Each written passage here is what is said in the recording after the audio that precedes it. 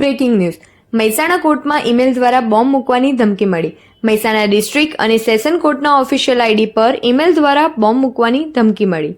બોમ્બની ધમકી મળતા જ પોલીસનો કાફલો ખડકી દેવામાં આવ્યો। ધમકી મળતા જ કોર્ટ કેમ્પસમાં અફડાતફડીનો માહોલ સર્જાયો। ધમકી મળ્યા બાદ સાવચેતીના પગલાં રૂપે સમગ્ર કોર્ટ ખાલી કરાવવામાં આવી। બોમ્બ સ્ક્વોડને બોલાવવામાં આવી। આશીષ પટેલ, મહેસાણા।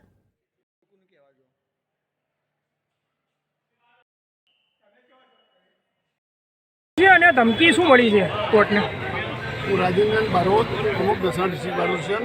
કોર્ટમાં એવી ધમકી આવી છે કે ભાઈ કોર્ટની અંદર બોમ્બ મૂકવામાં આવ્યો છે અને બોમ્બની આ છે કે સાચું છે, ખાતરી ચાલુ છે, પરંતુ એના સૂચના રૂપે નામદાર કોર્ટની તમામ એડવોકેટશ્રીઓ, ન્યાયાધીશ સાહેબો અને પક્ષકારોને કોર્ટમાંથી ખાલી કરી અને બહાર સલામત જગ્યાએ ખસેડવા માટે વિનંતી કરવામાં આવી છે।